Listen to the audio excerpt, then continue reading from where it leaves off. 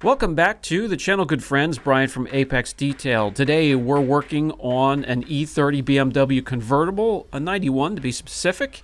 We're getting the PDR, or paintless dent repair, out of the way first, and then we'll do a rinseless wash and continue on with a paint correction. This has a very, very thin surface, and I'll explain why in just a little bit. We're going to be correcting some light blemishes, going after mostly oxidation. There are some paint chips to fill in, and here and there you're going to see some areas, and you're going to see a different shade of color. Let me know down in the comment section what they are and how they got there. For now, we're just going to pretend we didn't see them and move on. It's mostly going to be shaving oxidation from this single stage. They transitioned from single stage to clear coat in the years between 88 and the early 90s. This one here still has single stage, and I'll show you a little bit later how to find out if you're working on clear coat or single staged finishes. Here are some more of the areas that I pointed out on the hood, and what they're from is somebody getting way too rambunctious with a polisher. Somebody that was chasing perfection. And there are way too many videos on UFace and TikTok nowadays where the host will put you down if you use any type of resin fillers in polishes or don't get every single scratch out, and it's absolutely ridiculous.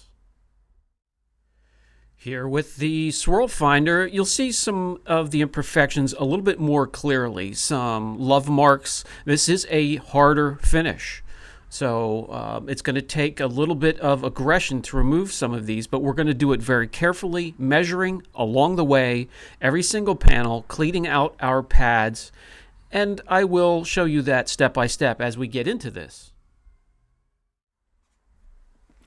As Junior here starts with the rinseless, waterless wash, depending on what type of surface it is and how dirty it is, a car that is a classic, collectible, or antique, we don't want to test the seals. So we're not going to use a pressure washer. We're going to use the waterless or the rinseless technique to get it clean. And in the meantime, while he's doing that, I can show you in and around the car, under the hood, inside, in the trunk area. It's in very, very good shape, original shape. The interior smells nice and fresh. Doesn't smell like the usual used knee brace soaking in clam juice. I think it's absolutely fantastic and worth the time that we're going to put into it. Even has the original looking full spare. Will you take a look at that? Often asked how I can easily tell the difference between single stage and clear coated finishes, and that's an easy one, guys. Just take a microfiber, a lighter colored one, dip it in a little bit of polish, and massage any area, any inconspicuous area on the car. If you get transfer like I showed you here, you're working with single stage or a tinted clear. Tinted clear is going to come off a light pink on this color, single stage dark red. Walking around the car with a paint depth gauge, you'll see in the areas where you can see through the color coat to the primer down below, we're all, only at 2 mils thickness. And that's really the thickness of each layer. So if you had a base coat, color coat, clear coat, we should be 3.5, 4.5, 5.5, 6 mils.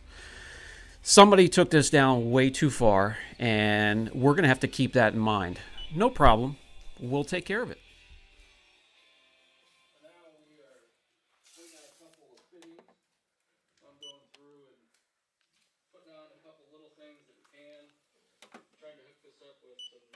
Red, white, blue spark plug boot protectors with a little flare. John, is swing beyond near or far? Junior is going to start masking off areas that we don't want a polishing pad or backing plate to bump up against and either stain or damaged. It can happen. Things happen. You get distracted. You can easily and quickly change things around where you're spending money on trim or grommets. So mask them off. While he's doing that, I'm going to start to fill in some of these paint chips, only the larger ones. The owner's working with a budget, which makes sense. And with common sense, we're not going to put a ton of time into a vehicle that's almost near having a patina finish with the primer coming through the color coat. Here we have touch-up ordered by the owner and brought in for the appointment. Sometimes I'll take care of it. I have a body shop that will mix together an exact match. But either way, there are solvent-based and water-based touch-up kits that you can purchase. I prefer the solvent-based.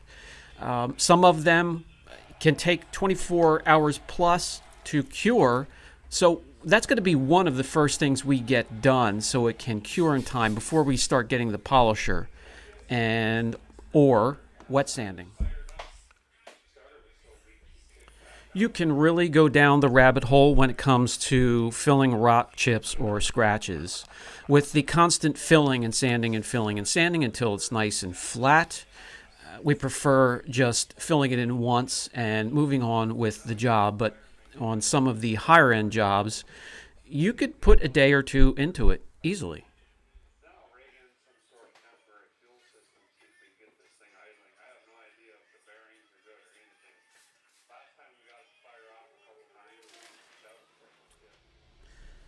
Next up, I'd like to introduce you to a product maybe you've not seen on the channel or anywhere else. This is Kamikaze's Glaze. It's an all-in-one polish glaze and protectant. It has very minor abrasives for correcting. It has some filling resins, which is taboo to some people for some reason, but on a finish this thin where you can't go after every imperfection, it's going to be key to giving us a very special look.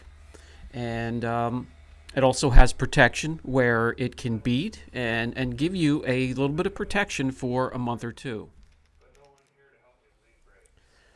This product can be used by hand or machine. I'm going to first show you what it can do by hand.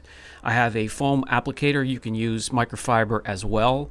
And this is a thin, milky substance. Almost reminds me of the consistency of Angel Wax Perfect Polish for those that have had the pleasure to work with that. But this has protection in it, so this goes a step beyond. And you will also see the transfer onto this application pad.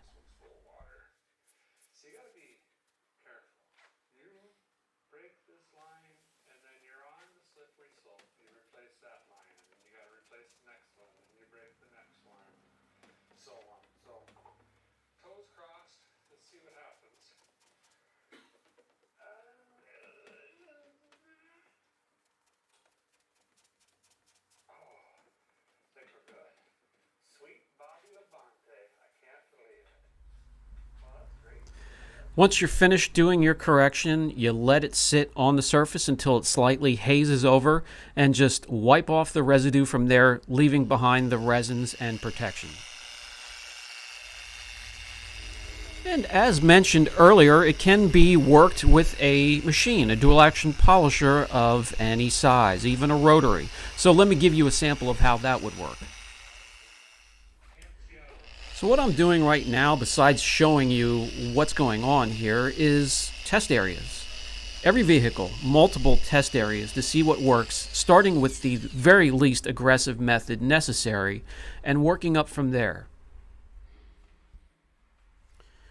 Also, a great shot of the transfer, the finish coming off onto the pad as we shave it. That needs to be cleaned off between every pass. And that will keep your pads effective and make it a timely correction. Let me quickly wipe off the residue. It's hazed over a bit. We can remove the residue and I can show you some results and what we're going to be looking at for a change on this finish. Without hardly any finish or measurable finish being removed. A safe correction, guys.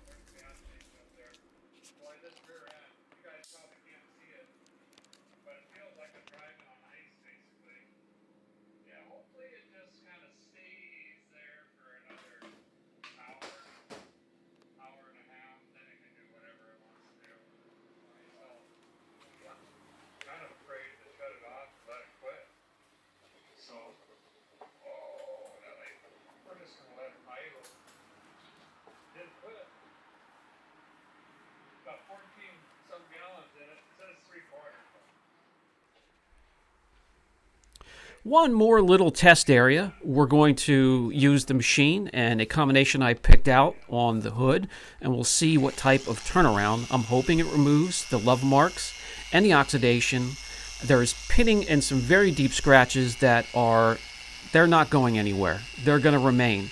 But the hope is that the gloss will be so extreme it takes the attention away from the observer, and the whole finish just looks fantastic. As you'll notice, every time I'm using a polisher, the arm movement's under control, not a ton of pressure. The polisher speed isn't set on the 18th speed setting. It's low, between the 3rd and 4th. It's never screaming and spiking heat. On some of these older finishes, that's a no-no.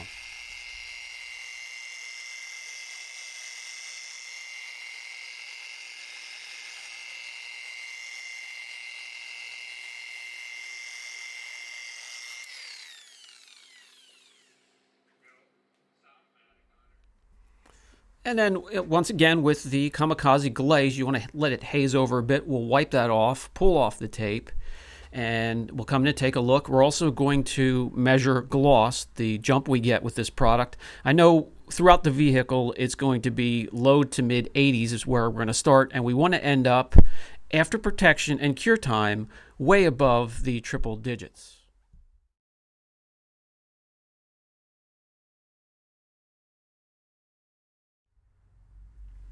So just with some careful polishing alone, we're going to raise the gloss meter by 10 units, and that's before protection, and that will do. It's a good start anyway.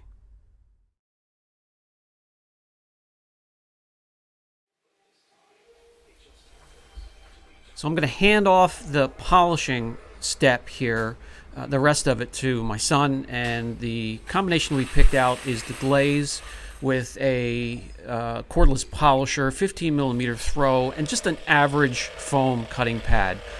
This would be a little bit too aggressive on some softer clears, but this hard single stage, it's perfect.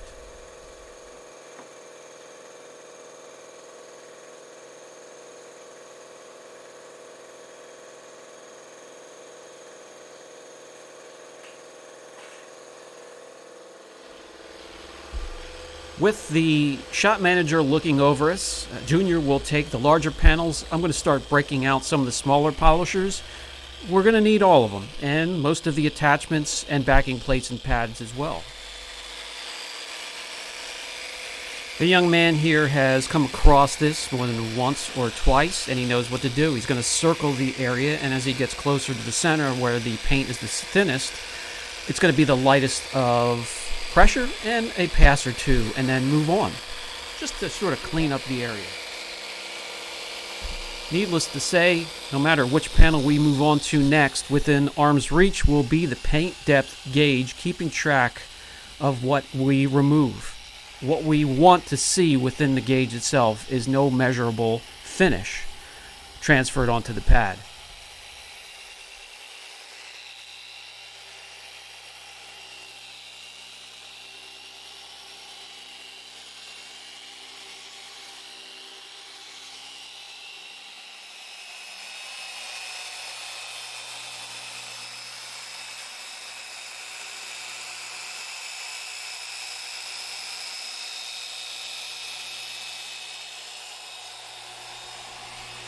Moving along nicely, here is an area where it does have a deep gouge and scratch, and we will not be chasing after perfection. That's what led the last owner or detailer into trouble with this finish. As we get dialed in with every panel, we're going to be stepping down to smaller and smaller polishers and backing plates and pads as we go, to get every square inch of the finish shaved off and cleaned up.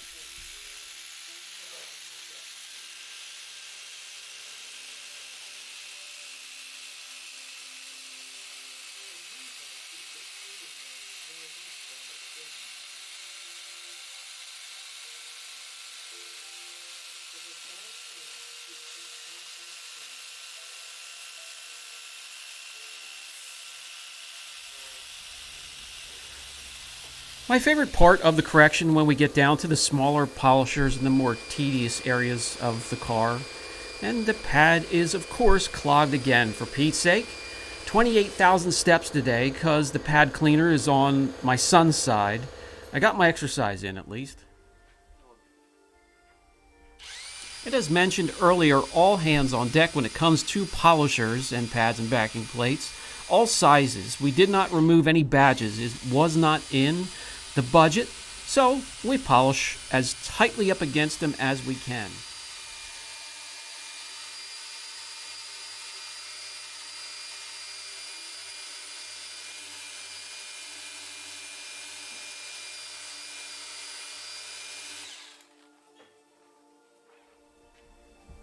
Yup, pad's clogged. Where's the pad cleaner? The correction phase is finished. Thank goodness my Fitbit is tired of counting my paces around this vehicle. We can now remove the masking tape and get ready for the protection phase.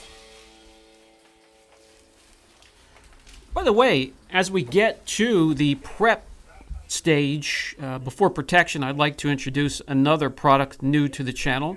This is Phoenix EOD's newest Peleus. It's a panel prep, guys. You know I don't like pronunciation here on the channel. Correct pronunciation anyways. But this has now become our favorite prep, and I'll put a link down below.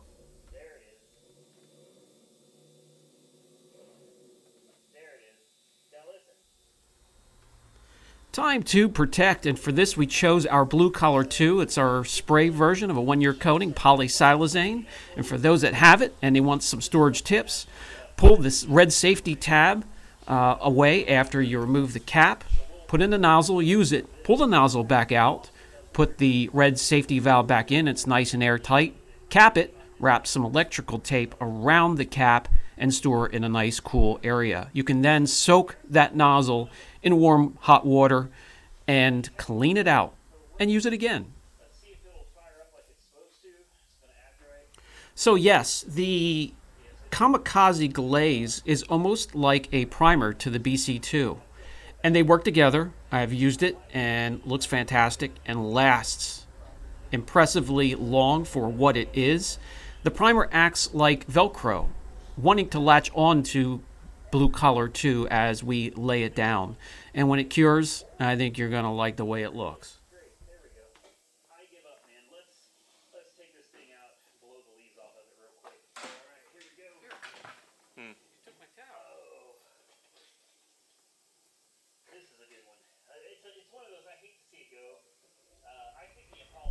And I can share that the glaze works well with Blue Collar 1, 2, 3, and 7.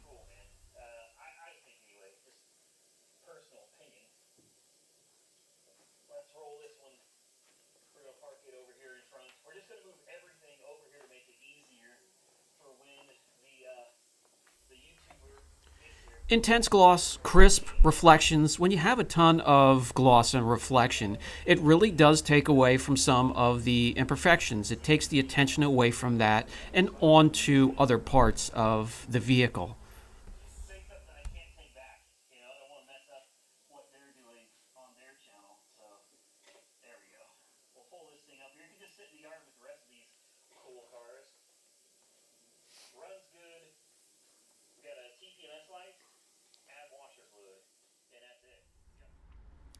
Job complete. Shouldn't take more than 3/4 of a day, and then throw in a little bit of cure time before it gets released back to the customer to enjoy.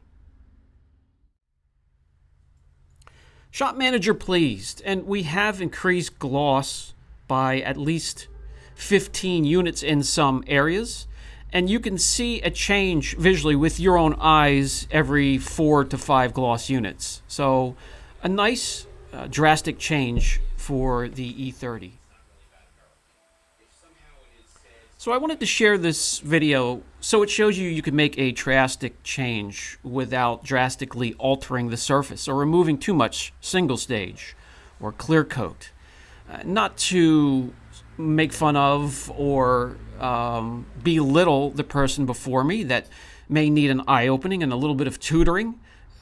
just to be aware that you don't have to remove a ton of material to make a car look good and chase perfection. There is no such thing.